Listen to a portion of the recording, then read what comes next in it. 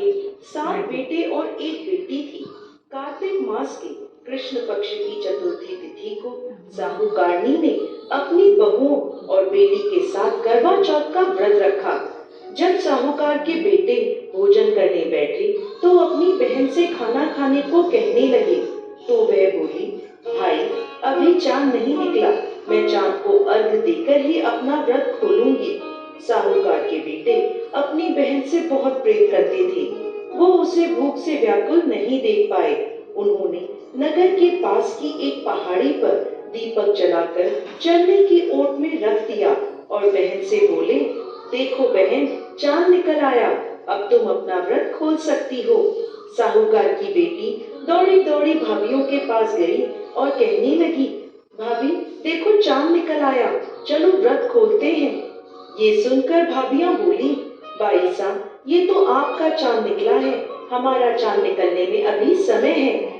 भूख से व्याकुल साहूकार की बेटी चांद को अर्घ देकर भोजन करने बैठ गई। जैसे ही उसने पहला निवाला तोड़ा तो उसे छींक आ गई। दूसरा निवाला खाने लगी तो उसमें बाल निकल आया और तीसरा निवाला तोड़ते ही उसके ससुराल से बुलावा आ गया।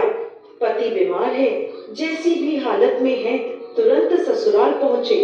माँ बेटी को विदा करने के लिए जब बक्से में से कपड़े निकालती है तो बार बार काले और सफेद रंग के कपड़े निकलते हैं।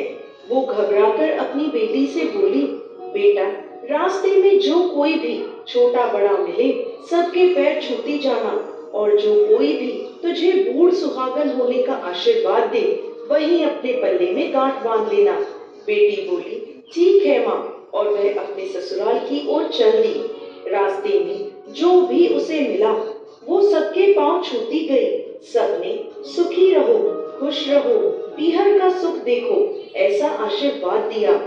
देखते ही देखते वो अपने ससुराल पहुंच गए। ससुराल के आंगन में छोटी ननद खेल रही थी। जब उसके पास गई तो उसने आशीर्वाद दिया, सदा सौभाग्यवती रहो, पुत्रवती हो। ये सुनते ही उसने अपने पल्ले पर गांठ बांध ली और अंदर गई तो देखती है कि उसके पति का शव रखा है और उसे ले जाने की तैयारी हो रही है। वो बहुत रोई। जैसे ही उसके पति को ले जाने लगे वो रोती हुई बोली, मैं इन्हें कहीं नहीं जाने दूंगी। जब कोई नहीं माना तो बोली, मैं भी इनके साथ चलूंगी। जब वो नहीं मानी तो बड़े बूढ़े बोले, ले चलो इसे भी साथ में। वो सबके साथ शमशान चली गई। अंतिम संस्कार का समय हुआ तो बोली, मैं इन्हें नहीं जलाने दूंगी। सभी लोग नाराज हुए और बोले, पहले तो अपने पति को खा गई, अब उसकी मिट्टी भी खराब कर रही है। लेकिन उसने किसी की नहीं सुनी और अपने पति को लेकर बैठ गई। परिवार के बड़ों ने निर्णय लिया कि इसे यहीं रहने दो, एक झोपड़ी डलवा दो। वो उस झोपड़ी में अपने पति को लेकर रहने लगी। पति की साफ सफाई करती और उसके पास बैठी रहती। दिन में 2 बार उसकी छोटी ननद खाना देने आती।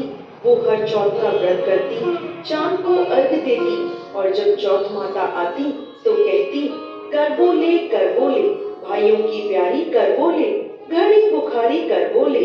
वो चौथ माता से अपने पति के प्राण मांगती, लेकिन चौथ माता उसे ये कहती कि हमसे बड़ी चौथ माता आएंगी तब उनसे अपने पति के प्राण मांगना।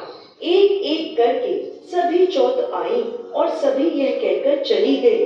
अश्विन की चौथ माता बोली, तुमसे कार्तिक की बड़ी चौथ माता नाराज है, तेरा सुहाग वही लौटाएंगी, तू उनके पैर मत छोड़ना और 16 श्रृंगार का सारा सामान तैयार कर लेना। जब कार्तिक की बड़ी चौथ करवा चौथ आई तो उसने अपनी छोटी ननद से 16 श्रृंगार का सामान मंगवाया, करवे भी मंगवाए। जब सास को यह पता चला तो वो बोली, पागल हो गई है, जो मांगती है दे आओ। साहूकार की बेटी ने करवा चौथ का व्रत रखा, जोत करी। जैसे ही चौथ माता प्रकट हुई तो बोली, करबोले करबोले, भाइयों की प्यारी करबोले, घड़ी बुकारी करबोले, दिन में चांद उगाने वाली करबोले। उसने उनके पैर पकड़ लिए और बोली, माता मेरा सुहाग वापस करो। चौथ माता बोली, तू तो बहुत भूखी है, 7 भाइयों की प्यारी बहन है, सुहाग का तेरे लिए क्या काम। वो बोली, माता, मैं आपके पैर तब तक नहीं छोड़ूंगी जब तक आप मेरा सुहाग वापस नहीं करती। चौथ माता ने एक एक करके उससे सुहाग का सारा सामान मांगा और उसने 16 श्रृंगार का सारा सामान चौथ माता को दे दिया। चौथ माता ने आंखों से काजल निकाला, नाखूनों से मेहंदी निकाली, मांग से सिंदूर निकाला और उसे करवे में घोलकर छोटी उंगली से उसके पति को छींटा दिया। छींटा देते ही उसका पति जीवित हो गया और चौथ माता जाते जाते उसकी झोपड़ी पर लात मार गई, जिससे उसकी झोपड़ी महल बन गई। उसका पति जीवित हो गया। जब छोटी ननद खाना लेकर आई तो देखा भाभी की झोपड़ी की जगह एक महल खड़ा है। ननद को देखते ही वो दौड़ी दौड़ी उसके पास आई और बोली, बाई साहब, देखो आपका भाई वापस आ गया। जाओ सासू जी से कह दो गाजे बाजे से हमें लेने आए। छोटी ननद दौड़ी दौड़ी माँ के पास गई और बोली, माँ माँ, भाई जिंदा हो गया। माँ बोली, भाभी के साथ साथ तेरा भी दिमाग खराब हो गया है। वो बोली, नहीं माँ, मैंने देखा है, सच में भाई जिंदा हो गया है। सभी घर वाले गाजे बाजे के साथ अपने बेटे को लेने पहुँचे। बेटे को जिंदा देखकर सास बहू के पैर छूने लगी और बहू सास के पैर छूने लगी। बहू बोली, माताजी, देखो आपका बेटा वापस आ गया। सास बोली, बहू, मैंने तो साल भर पहले इसे भेज दिया था, ये तो तेरे भाग्य से वापस आया है।